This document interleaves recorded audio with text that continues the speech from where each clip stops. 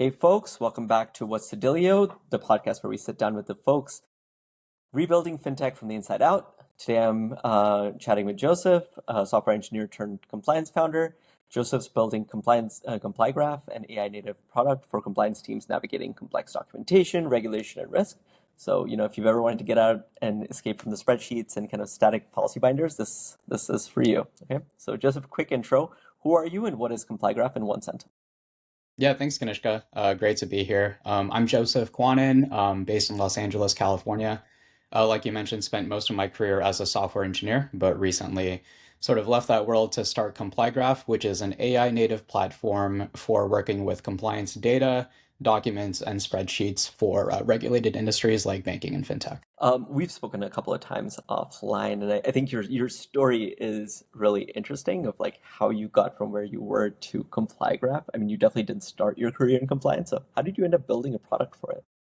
Yeah, absolutely. I think if we go to close to the very beginning, I kind of did a boomerang in my career. So I Hmm. started off in traditional financial services, pivoted to technology, and then kind of came back to fintech and banking. So the origin story is I really, out of undergrad, joined a rotation program at a mortgage company. So it was kind of one of those classic like management training programs where they throw you in for a couple of years and Yeah, you try out a bunch of different things. So yeah, I did one of those at a mortgage company, and I rotated through everything from loan processing to underwriting to operations to servicing, like literally like answering phones all day in like a call center type environment to yeah, like underwriting loans, right?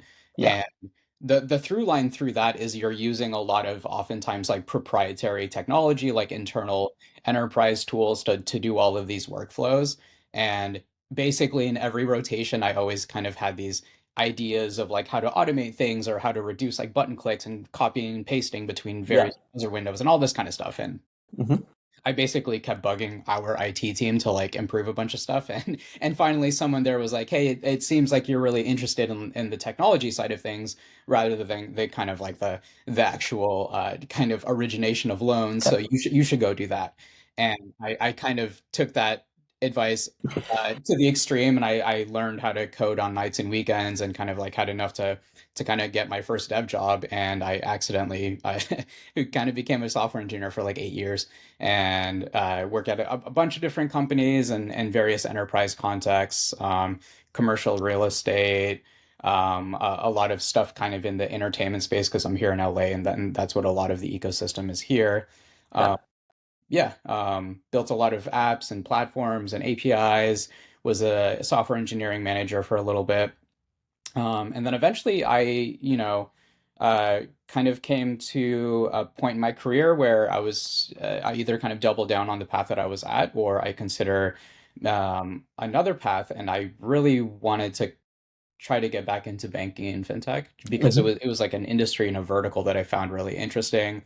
I had built up a lot of this like technical background and experience building platforms and APIs. So I put some feelers out and I ended up getting hired as the second product person at a bank and fintech. So a couple interesting things there. I like kind of hard pivoted from software engineering to product management, and I'm Hmm. happy to talk a little bit more about that. And then the bank was one of those interesting cases where it was like a startup that raised some VC and then acquired a bank and a broker dealer. So they were Okay. doing banking as a service and embedded fine. They still are, but on directly on bank rails rather than working with sort of a bank partner, right? Got it. So they brought me on as a product person, but I was still doing engineering. And throughout, like three years, I worked on launching banking and fintech products, and then a lot of bank and fintech partnerships. And that's really where I cut my teeth on. Okay, you take product and engineering, and you kind of like know how that life cycle works, but when you're working in a regulated industry, it's layered with all of these compliance and risk factors where you sort of have to do a lot of diligence up front. You have to do risk assessments. You have to get stuff approved by all these committees, et cetera. Hmm. And as I was doing that over the years, it coincided with the rise of large language models and kind of like consumer off-the-shelf LLM tools. And at least to me, it was very obvious right away that this is how compliance and risk, or that's the direction that a lot of this was heading, Hmm. was rather than a lot of the manual workflows where you're like working on a document and then you pull up the applicable law or regulation and you kind of try to make sense of things, or you work with someone in that department, you could kind Mhm. of use LLMs as like a co-pilot or like your kind of like AI coworker or something like that to accelerate a lot of those workflows. And that was really the genesis of ComplyGraph. It was just I'm this tool that I wish existed when I was doing when I was shipping banking and fintech products and working on banking and fintech partnerships. Um, Mhm. After a while of kind of waiting for someone to DM me on LinkedIn and say, "Hey, we're building this thing," it got to a point where I was like, I think I have to build it, and that's kind of how that started. Got it. Yeah, I love the build for yourself angle. And I especially love the waiting for someone to DM you because I think that's such a stupid way to find out about stuff is if someone is LinkedIn messaging you and is like, hey, do you have this problem? And just kind of spraying and praying. Um, but cool. Uh, Tell me more about ComplyGraph. Like you're building for yourself. Like who is your kind of ideal user for this product? Yeah, absolutely. So I guess going back to like sort of putting my product hat on, right? Yeah. It's typically the way that you, in theory, should do these things is if you think you've identified a problem space or a market opportunity, like just go talk to a bunch of people, right? Hmm. That's like always the advice that I give early stage people. And then so when I was set out to do this myself, I wanted to follow that advice. So I just went and talked to as many compliance people as I could talk to, as many banking and fintech people as I could talk to. Not with the sort of intention of saying like, hey, I'm working on this thing, what do you think? And it was more just like, what do you do every day? What are your pain points? How are you currently trying to solve them, etc.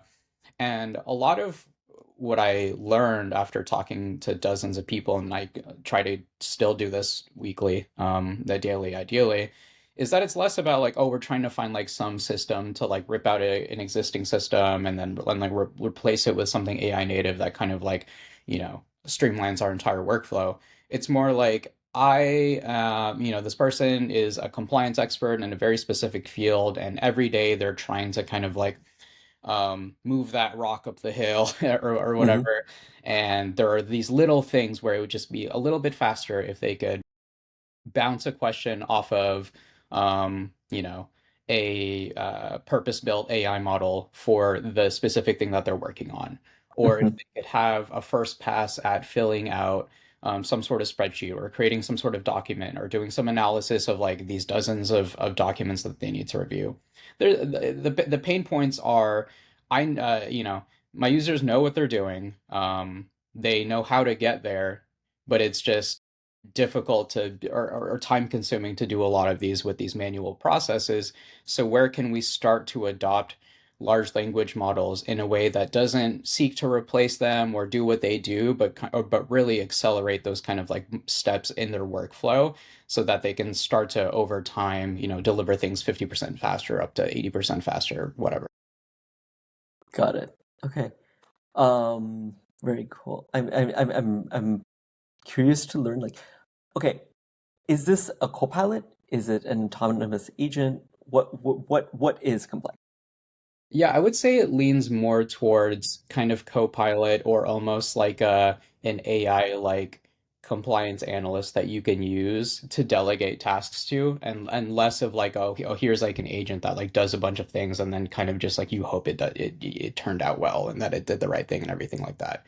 The way that my customers really use it is they have an output in mind and they see that direct path and they're like, okay, like I could sit down and I could spend 2 or 3 hours doing this, or I could, put together a templated workflow for this AI copilot called ComplyGraph, and then it'll do it for me in like 5 minutes instead. So it's very like if there's like a discrete task that you know how to do it, you know how to get there, but like to accomplish it as a human and sort of use human cognition to do it Mm, means sitting down for a couple hours and kind of grinding through the problem. mm. Those are the problems that LLMs are just uniquely suited to do really well, I think. Got it.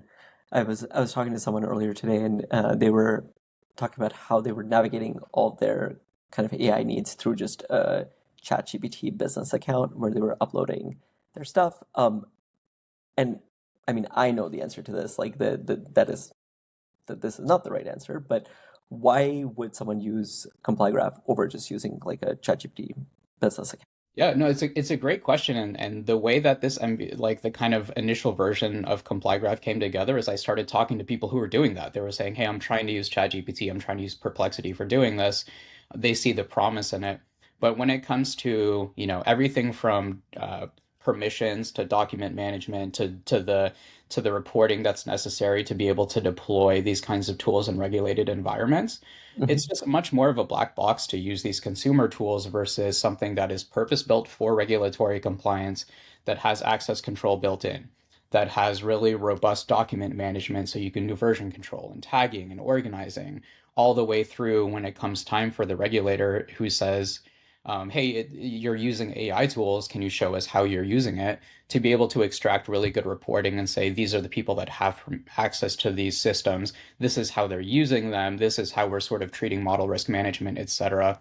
It just makes a lot more sense, I think, to have something that is bespoke to your industry versus this kind of black box that is, even if you have a business account, the sort of user experience and the controls and governance around it, I think are still more closely resembling consumer tools versus business. Got it. How does how do you kind of accumulate context in ComplyGraph? Because context, as I see it, ends up being at several levels. It's goes from like the user up to the organization, the product, whatever the organization has, and then up to like the space, right?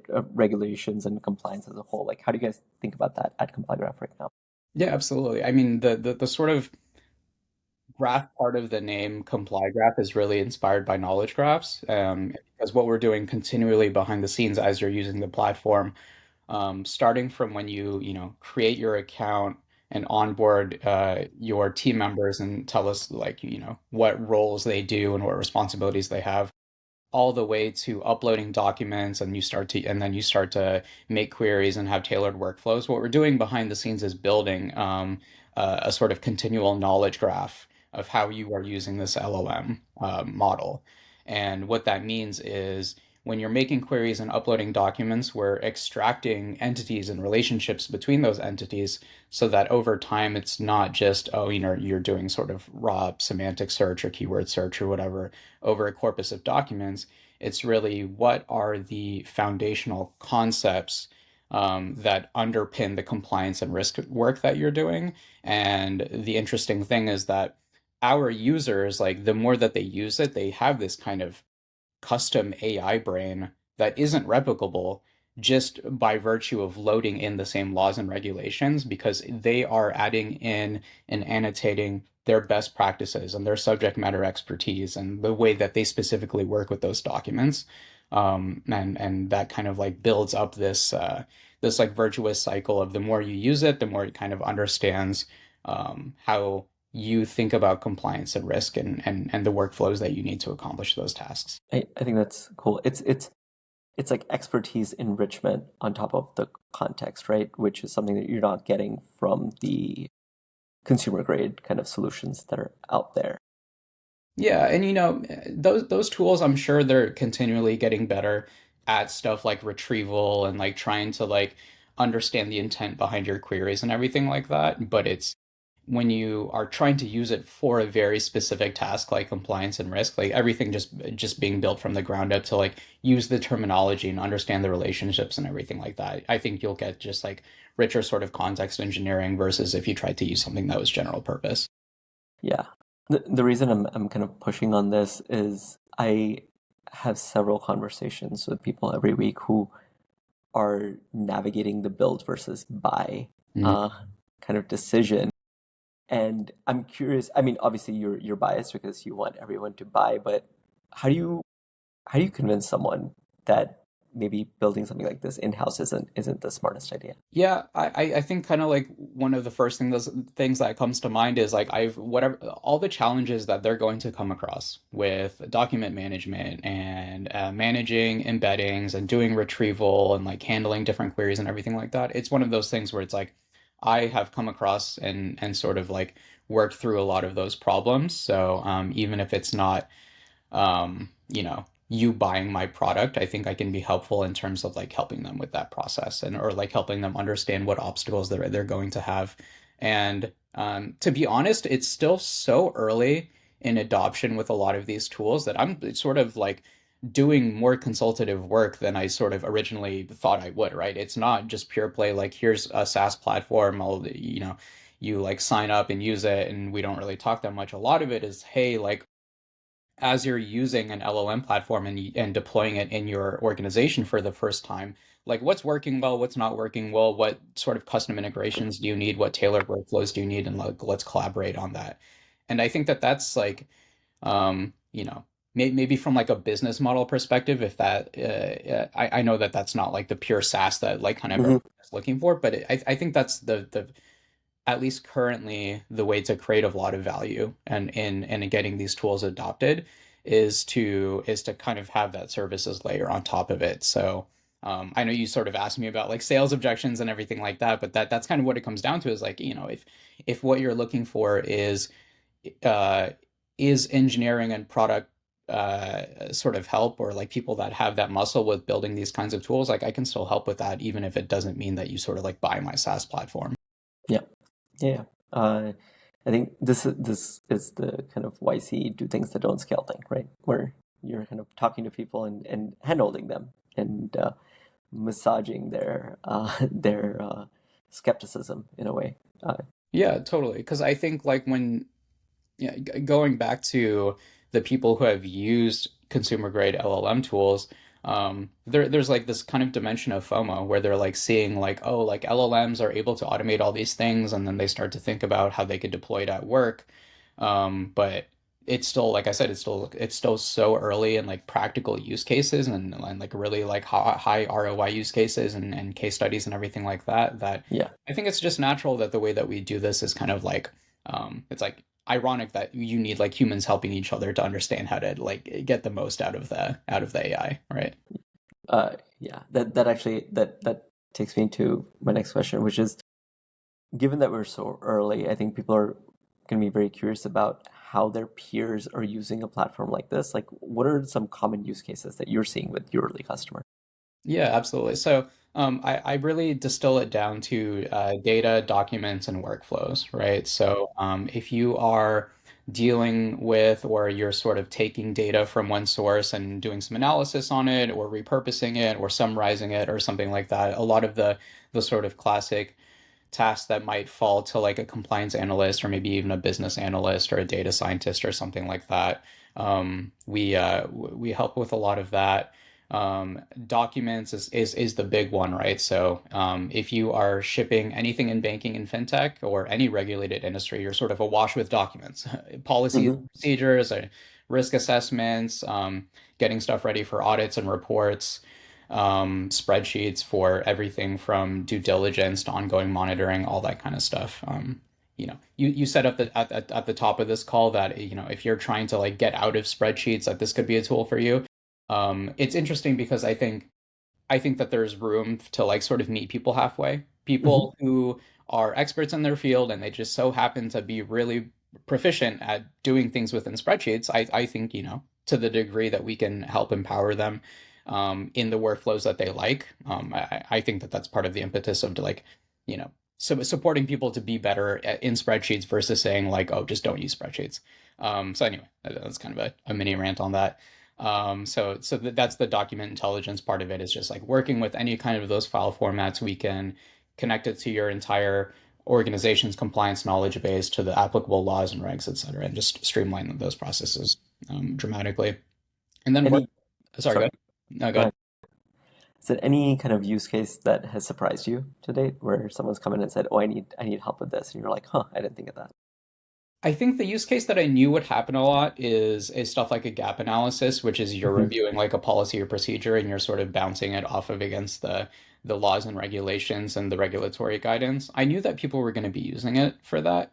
I think what surprised me is the feedback I get of like, oh, it's really good at this. Like the first result that I got back, like Yeah. it went through like hundreds or thousands of pages of regulatory guidance Hmm. and came back with risk factors and controls that I hadn't even considered. Like when I hear stuff like that, I'm like, oh, that's like amazing, and it's like that's it just it's very gratifying to hear that even like for the users are sort of surprised at how well it performs against expectations. How do you kind of alleviate the fears of hallucination? Because I think that ends up being top of mind for people, especially when they're uploading thousands of pages of something. Yeah, absolutely. I think through a combination of really good document management and prompt engineering, ComplyGraph has been built from the ground up to be guided to say, if you are returning any sort of recommendation or guidance, it should be backed by a primary source. And so, when you get a response back from a gap analysis or a risk assessment or anything like that, as you're reviewing the response, it's going to have inline citations to a specific page on a specific PDF that you can, hover over and say like, oh, okay, this came from this regulator or this came from this like regulatory guidance. So it's like all along the way, I sort of have guardrails for saying, if you are making a recommendation or you are sort of giving a strong response that is ultimately going to find itself in compliance work product, you should Hmm. be able to back it up with a primary source. And then in cases where, let's say the user didn't give it specific access or it doesn't have a primary source, it's at least going to say like I couldn't find anything on this, but like in general, this is what this is what this sort of like just foundation model would say in that case. Yeah. So it's very much do the work and show the work, right? Yeah, yeah, exactly. I think AI in compliance is and was one of the hottest spaces over the last couple of years. I think just YC alone funded like 20 of those businesses in one cohort. Yeah, there's a lot. Yeah, yeah. So you're building in a very, very hot space, right? What's your take on the current state of AI for compliance tools? I think it's really exciting to be building in the space because there are so many people that are excited about it. The thing that I think about the most, and you think about this a lot, I'm sure too, with Dilly Labs, is like how do we empower this entire ecosystem to actually find and diligence and ultimately do transactions in this category, being AI Hmm. compliance. And I think that what that comes down to is like the answer has kind of been looking at us this whole time, which is really good model risk management, really good thinking about data provenance and model governance, and sort of like a lot of the broad strokes have been there this whole time. But what is different is that LLMs are, not these deterministic models that we see in like traditional machine learning. They have a lot of their kind of like nuanced considerations. And so I think to the degree that I have a take on what's going on in AI for compliance, I think that the more companies are working on it, the more they're going to be trying to build and sell these stuffs and sell these products, and everyone's going to realize approximately around the same time, which I think is happening now, that to be able to sell into these financial institutions, you do have to take um, the meta compliance and risk and security and model risk governance very seriously. And I think that that's good overall for this industry because we want these tools and platforms to be deployed, but at the end of the day, they're being used to deliver financial products, which have a very Hmm. serious impact on consumers and businesses. It's people's money at the end of the day. And so I think maybe the saturation, a positive side effect of that is that we will all, who are building in this space, find out what it's going to take to be serious and secure and safe about doing these things. And I think that's a net positive for sure. Got it. I think that's very anything that you think is like overhyped in the industry right now. You know, uh, I forgot someone I was talking to recently said it. Everything is hard, so I don't really want to like say like, oh, like this part I don't really like believe in or anything like that. I don't know if I necessarily believe that anything is hype because I think every week I am surprised by a use case or I'm surprised by seeing something. Um, yeah, sorry. I don't know if that's like a political non-answer, but like I don't want to. Yeah, it's this stuff is so incredibly difficult that I'm just excited that there's people who are excited about it. No, no. Every time I go on Twitter, my throat goes a little dry with seeing all the new stuff that's popping up, and it's like, I Absolutely. mean, we are very much in a bubble of seeing this kind of innovation. And I think when I go out and talk to people who are in more traditional industries, they don't actually have an idea about what's going on, right? So it's quite interesting. It's Okay. Yeah, it's, I think, continually shocking how early we are in this kind of Hmm. stuff in terms of like when you start to go to like even some middle market or really large enterprises, they're still thinking about like, oh, like what's the first use case? Can I use this to summarize my meeting notes? And it's like, oh my gosh, like there's this segment of the industry that's so far past that, and I think it's just indicative of like how long of a process this is going to be. Yeah. Whereas my meeting notes it's like that's